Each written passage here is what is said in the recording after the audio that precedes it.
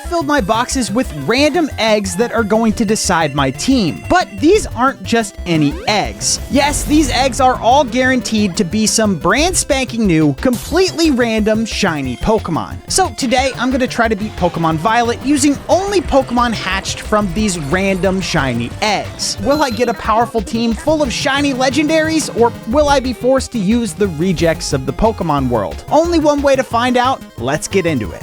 So starting off, I'm gonna skip over the tutorial section a little bit, though before getting too ahead of ourselves, I thought it'd be worth mentioning that I chose Quaxly as my starter. It doesn't matter much since we'll be replacing it as soon as we can, but it does mean that Nemona will have Fuecoco and its evolutions as her ace. Hopefully we actually get a Pokemon that can counter that. Speaking of, let's hatch our first egg. Now, as I said before, I have this box that is filled to the brim with eggs, and every single one of these is a shiny. But every single one is also completely random. So that means this box of 30 eggs could contain any Pokemon out of the over 600 Pokemon in this game, including DLCs. There could even be 30 Miraidons in here. I mean, there's not, but it's possible, and by the end of this video, I will have opened all of them. So let's choose a random one to be our very first Pokemon of the run. And I think I'll choose that one. Now, there's gonna be a lot of running around to hatch these eggs, but luckily for you guys, we can just cut that part out. And our first Pokemon of the run is Tepig. Oh, wow, that's kind of amazing. We actually managed to get a starter as our starter, and it's a fire type, which is pretty good. And of course, just to make it even cooler, look at that shiny color scheme. Tepig has never looked so good, and Emboar is going to look absolutely insane. So I named our new little boy T-Pig and continued on through the tutorial. Now, since every Pokemon that comes from an egg is level 1, and I had no other Pokemon to work with, leveling it up was a bit of a pain. But we eventually made it all the way to level 10. Once we made our way to the academy, I thought I should probably hatch another Pokemon since we'll need at least 2 to face the first gym anyway. I randomly selected an egg, ran around the academy grounds for a short while, and was rewarded with a beautiful pastel pink Drowsy, which I named Tusk. Having a psychic type this early in the game is a little strange, but I'm definitely not complaining. This will make the later fights against people like Airy and Atticus so much easier. But I'm getting ahead of myself again, and honestly, against the first gym, this isn't really the best party to have. And even with Emboar, if we dove right in and tried to fight Katie, we would definitely end up regretting it. So instead, I have a plan. And that plan is to scour the map for the Fire Blast TM. If I teach this to T-Pig, it'll help out massively with both the first and second gym battles. The only problem was, this thing took almost an hour to find. I traveled through the Asado Desert and over the Glaciado Mountains until finally finding it in these ruins. Which, getting around the map at this point in the game without any of the movement options was a real pain. But now that we have it, Katie should, hopefully, not be a problem. So after more traveling, I arrived at Cortando and prepared for the battle. First out is Nimble, and yep, T-Pig destroys it, as planned. Next is Tarantula, and again, it's a one-shot. And finally, we have Teddiursa. And do I even need to say? Thanks to Fire Blast, it was a super easy sweep, and we can very easily claim our first gym badge. Easy! And with Katie beat, I wanted to reward myself with another Pokemon. It's totally not because I'm addicted to the rush of hatching a random shiny Pokemon egg. Yeah. So I chose this one, ran around for a while, and ended up getting Pachirisu. Okay. A cute electric Pokemon? I think I'll name you Pikachu. Man, I do love me some Pachirisu. It is pretty adorable, but is it really gonna be enough for the battles we're about to face? I guess we're gonna have to keep going to find out. And the next battle on the list is Cloth, the Stony Cliff Titan. This battle did seem a bit intimidating, but I was pretty sure we could get through it. For phase 1, I started by using Fire Blast once again, but as you can see, it wasn't all that effective because it's made of rocks. I thought it was a decent idea though, because Cloth doesn't really have that good of special defense despite resisting the fire type attack. It was decent enough damage though, and with the help of our new friend Pikachu and Tusk, we can finish this thing off with a headbutt. And phase 2, surprisingly, was actually even easier. Arven actually helped out for once. I used Tail Whip with T-Pig as much as I could, and then brought out Tusk for the final hit. Very nice, very easy. Alright, now we have a clear path to the next gym, but at this point I couldn't help myself. I just had had to open another egg. It's honestly so addicting. So I chose a random one, ran around for a bit, and hatched Petilil. That's actually a really good pull. Having a fire type and a grass type on the team this early in the run is quite good. And Petilil's evolution, Lilligant, looks amazing. Well, actually, elegant. It's right there in the name. I named her Lily and then spent some time leveling her up. And while doing this, we actually got a huge power boost when Tepig evolved into Pig Knight. That black and purple looks absolutely sick. And I think it's pretty obvious the fight against Brassius, now that I have a Pig Knight that knows Fire Blast, was a little unfair. T-Pig sweeps it all. Now, the next stop I wanted to make was the Open Sky Titan Bombardier, but I thought since I'm going to be traveling a bunch to get there, why not just grab an egg and hatch it on the way? I gotta say, this easy method of building a shiny team might be my favorite way to do this. I don't need to spend hours hunting for shinies. I get a completely random one every time. It's pretty amazing. I wouldn't want to do this every time, but for a fun little run like this, it's awesome, okay? But anyway, as for the Pokemon we got, it was Kirlia. This Pokemon instantly outclasses Drowsy and adds Fairy type to the team as well, which is quite nice. And now for the Titan fight. It was super easy. Pikachu destroyed it with Spark. And so we head on to the next fight. This time, the Team Star group leader, Hakumo. And once again, since we were on the road, I chose to hatch yet another Pokemon. And this time, we managed to get a Sprigatito, which is pretty sick.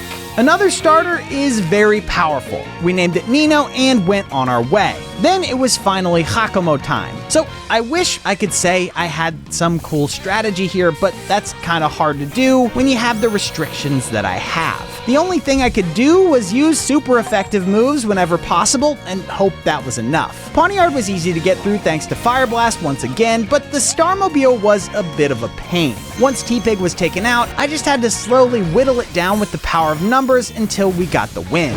And another victory means another Pokemon. So we get our steps in, crack open the egg, and inside we find Kamala! Okay, our first normal type. And he's pink?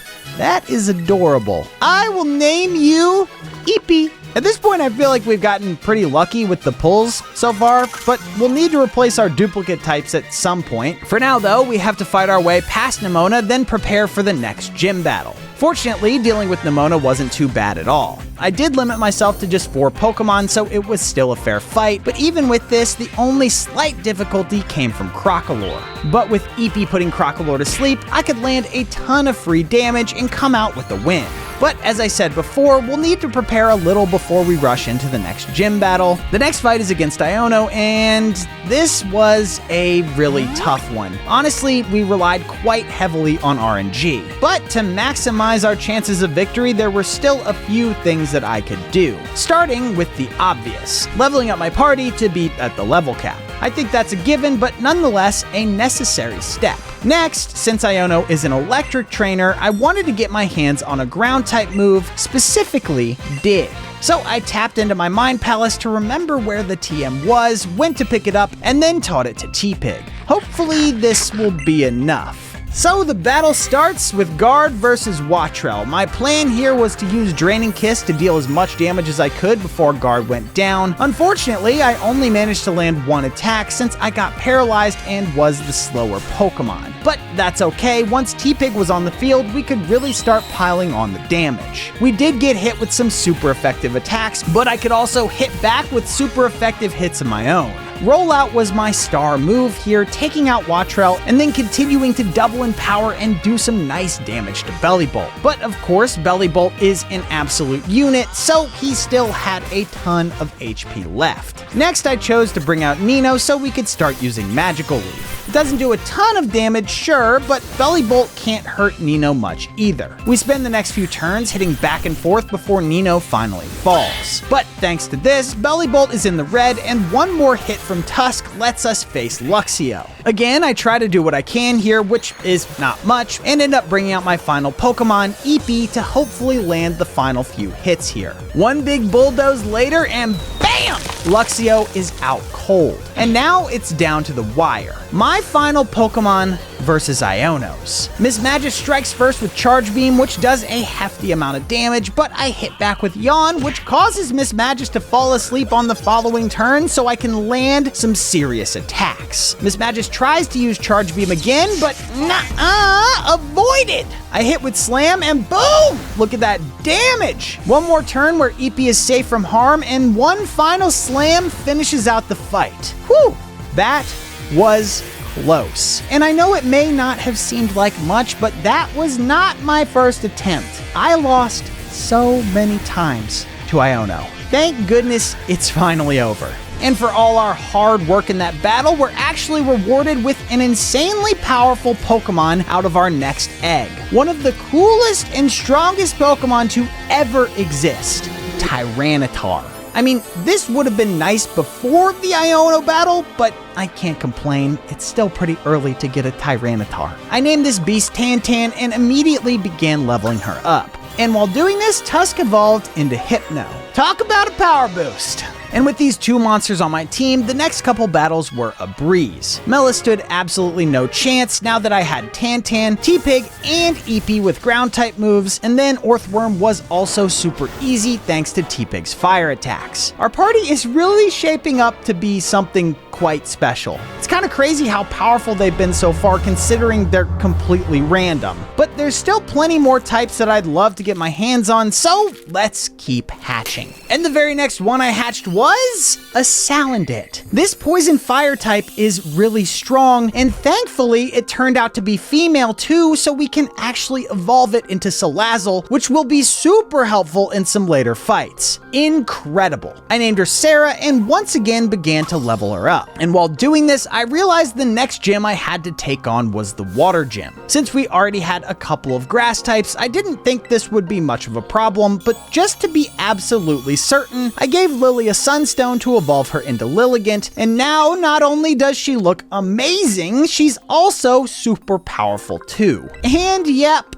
just as expected with our new beast of a team, Kofu was a piece of cake. I mean, what could he really do against two grass types and an electric type? Poor guy. He's fine. But I wasn't done with the team building just yet. I spent even more time leveling up my party, as you do, and eventually Kirlia evolved into what she was always meant to be, Gardevoir. Now the name finally makes sense. If you didn't get it before, hopefully now you do. And I think Gardevoir is a great shiny. A lot of shiny Pokemon have really tiny changes or just desaturated versions of themselves, and some even look worse than their original, but the blue Gardevoir really screams unique, elegant, and, well, shiny. It's so good! And in the midst of all this leveling, I even hatched a new egg and got myself a shiny Seal. Look at him! Look at his silly little tongue!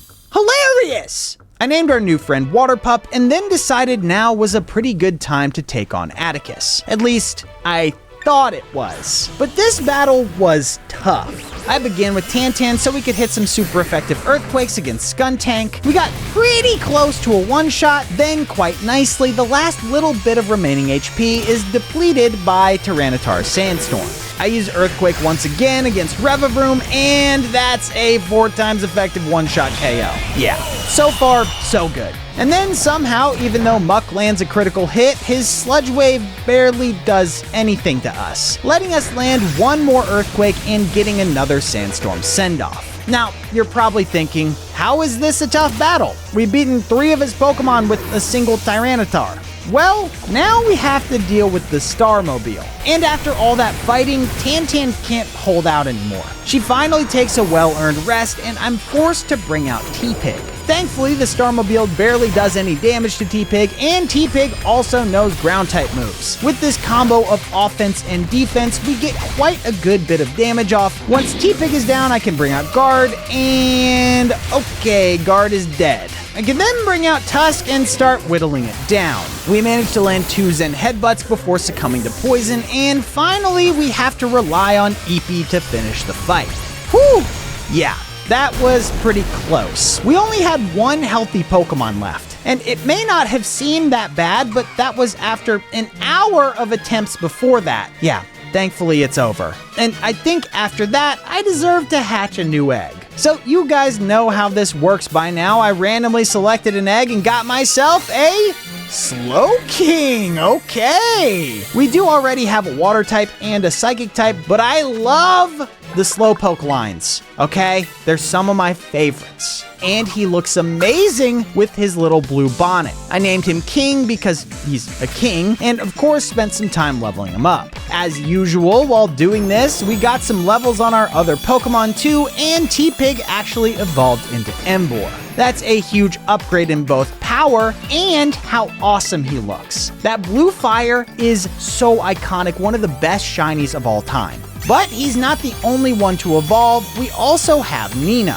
Now that we have Meowscarada, we have a super powerful grass and dark type that will absolutely be a big player going forwards. But since the next gym is against a bunch of normal types, I thought it'd be a good idea to get the Focus Blast TM and teach it to T-Pig. And after doing so, unsurprisingly, T-Pig carried us all the way to Larry's Staraptor, and then Tantan got us the win. Another easy fight down. After the gym battle, we were once again challenged by Nemona, and this battle actually gave us a bit of a challenge. To start, I had to make use of T-Pig, and after mistakenly using Flame Charge, which barely did anything, I used Focus Blast to take out Lycanroc. Unfortunately, because of that initial move, T-Pig was already in the yellow. Thankfully though, against Goomy, we're the faster Pokemon and managed to get another KO before Goomy could finish T-Pig off. And then again, somehow T-Pig hangs on just a little longer and beats Palmo too. What an absolute champion! And finally, against Skeledirge, I still have Tantan and Eepee, so this was kind of free. Honestly, with my current team, I can't imagine too many more fights are gonna give us trouble. But who knows? There's still a long way to go. Alright, next up, it's another egg. It's about that time. I crack it open, and inside I find... Ooh, it's our first legendary. Okay, a little bit of Cobalion action. That is so cool.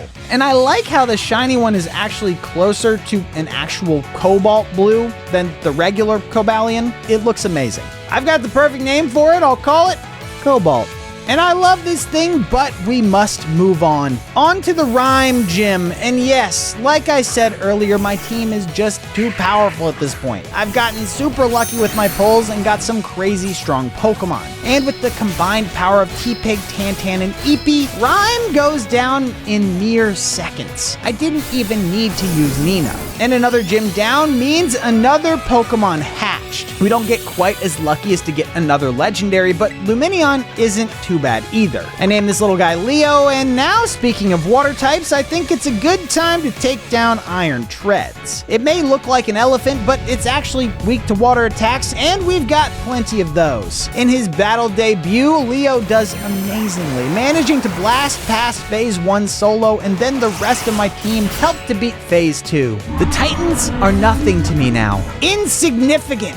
And as for our next egg, we get a Mudkip. Yet another starter Pokemon. I feel like the chances of that happening are kind of insanely low. And how often do you see a shiny Mudkip in Pokemon Scarlet and Violet? Weird but cool, right? I don't know. Again, I spent a bunch of time leveling him up and evolved him into Marshtomp and then again into Swampert. Welcome to the team, Swampy. Now at this point, the next battle was against Nemona, and I decided to start with Swampy to see what he's got. I started by firing off a Hydro Pump and oh boy, Swampy came to play. Another Hydro Pump on Sliggoo and oh yeah, it resists water. Yeah, I guess I wasn't really paying attention. I don't know. Swampy goes down and Kamala is up next. Thankfully, a couple of Bulldozes is all it takes and we're now faced with Palma. Kamala does as much as he can, followed by Nino, and then we have King. King gets one shot. Oh no, this is not good. I bring out my last Pokemon, Leo, and oh my god, 4 HP. Yeah. After a quick attack, we actually lose this battle. But if we're going to lose any battle against Nemona, it would be this one. Being unable to change my team after fighting Larry is a tough problem to deal with, but it's okay, we'll beat Nemona next time. For now though, it's time to take on Tulip. First up, we have Tantan, who faces off against Farigiraf. We both sing crunches at each other, but in a biting contest between a giraffe and what is basically Godzilla, who do you think won? Yeah, one crunch from Tantan and we're up against Gardevoir. Another crunch gets us a lot of damage, but thanks to being slower, we're hit twice and Tantan is down. Nino easily cleans up though and quickly disposes of his Pathra too. Now we're on to Tulip's final Pokemon. Nino does a ton of damage but can't quite tough it out yet, and a super effective Psychic attack takes out T-Pig immediately. Fortunately, I still have my boy Eepee, and one more hit is all we need. Another gym leader down, and that means hatching another egg. And this time, we got Toedscool. Why does a shiny Toedscool look kinda disturbing?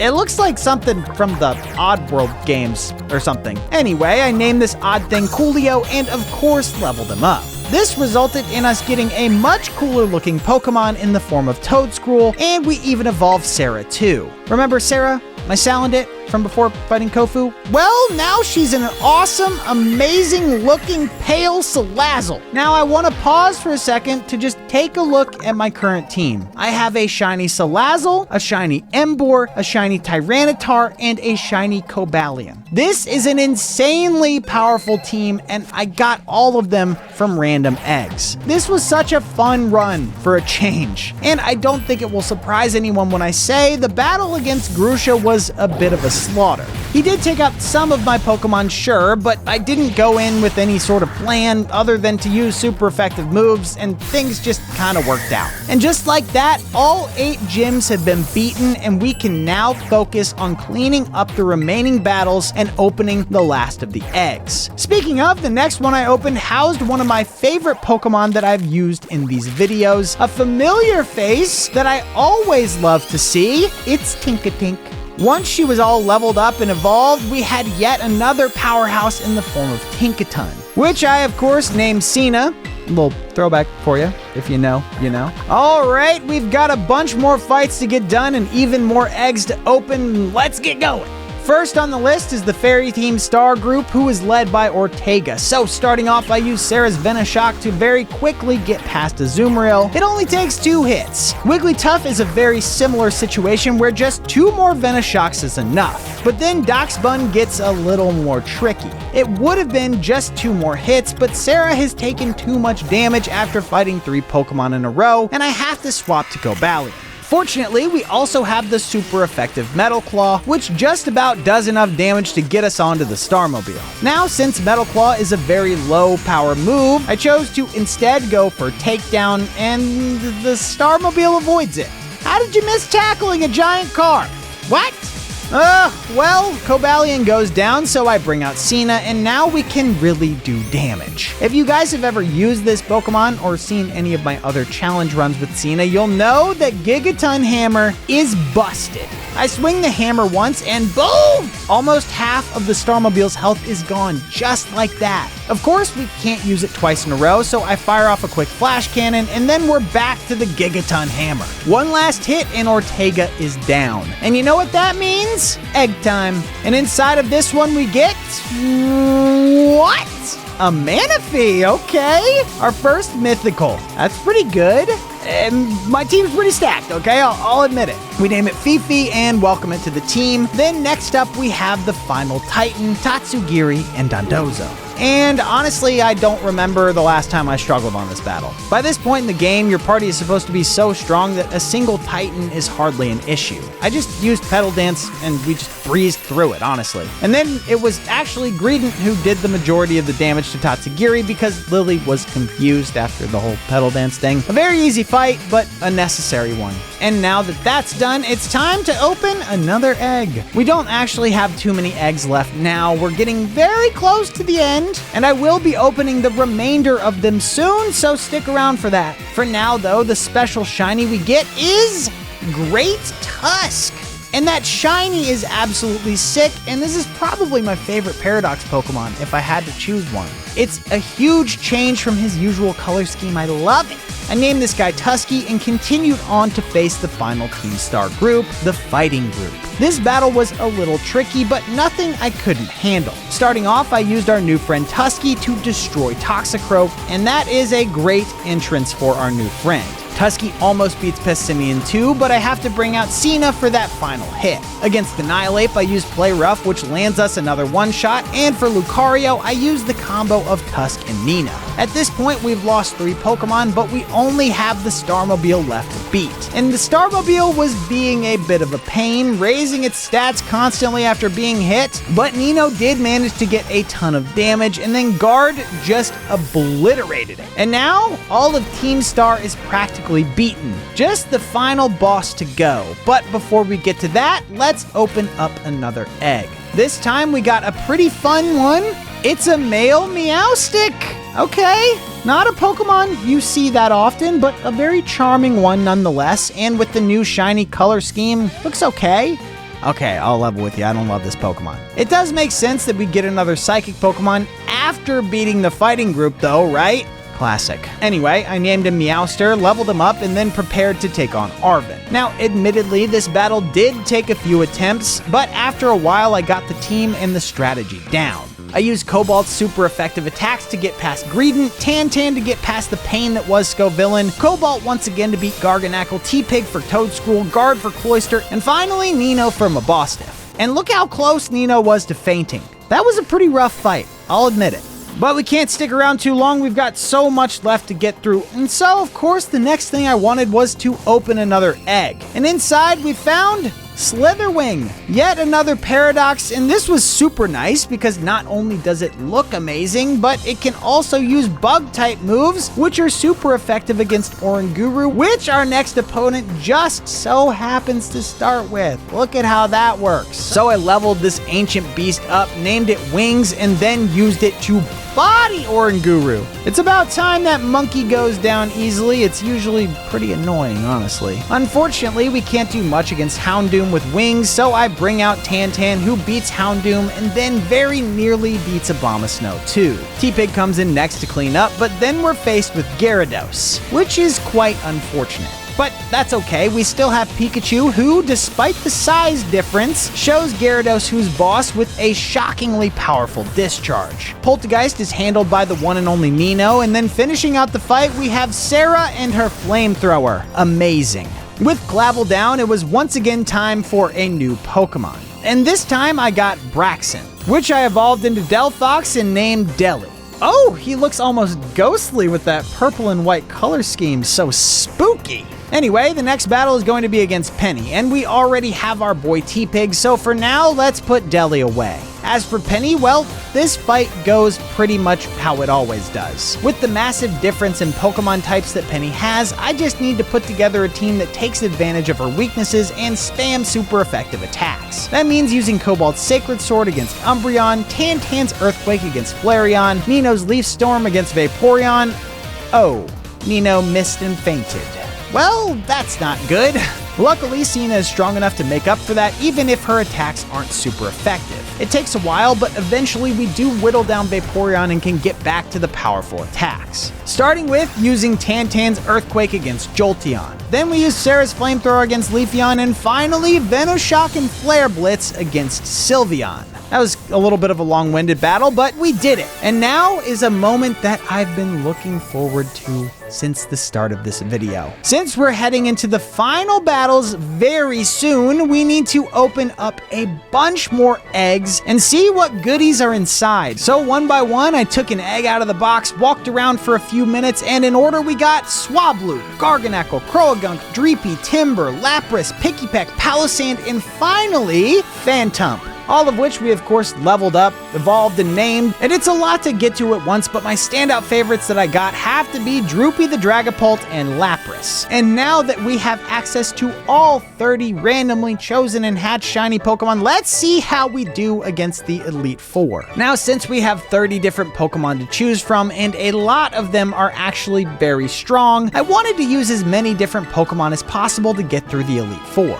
Some Pokemon are just too good to give up, so I didn't swap all of them out, but basically I was just going for the super effective type matchups. So for Rika, who specializes in ground types, I built a team of water and grass Pokemon. Those being Lapras, King, Swampy, Lily, Nino, and just because it's cool, Cobalt. With this team, Rika has a huge mountain to climb, but considering I am that mountain, I think it's over for Rika. Since the first Pokemon I have to fight is Whiscash, I start with Lily and, well, things go pretty much exactly as you would expect.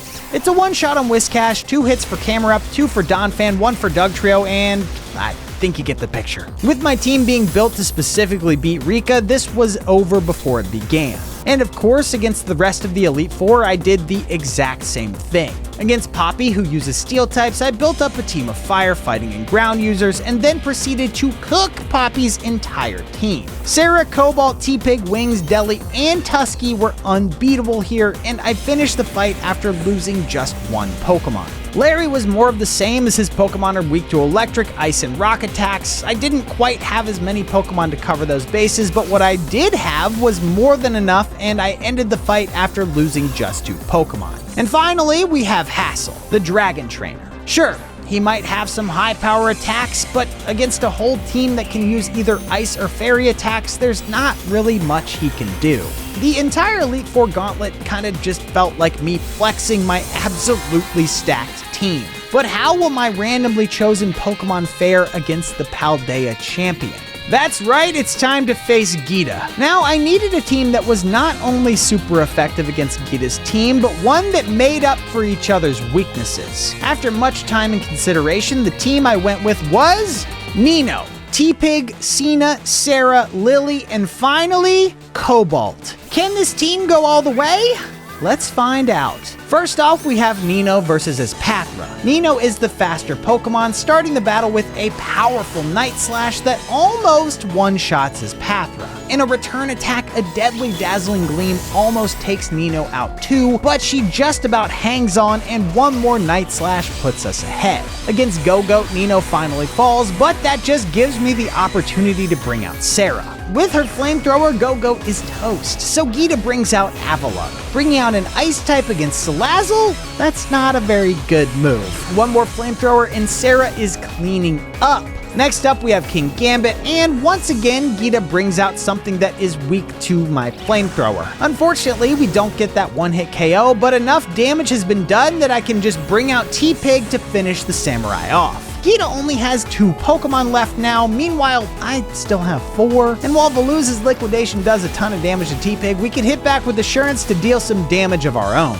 On the next turn, T-Pig goes down, so I bring out Lily, and Petal Dance is more than enough to reach Glimmora. And here it is, the last Pokemon that I need to beat. I go for one more Petal Dance and BAM!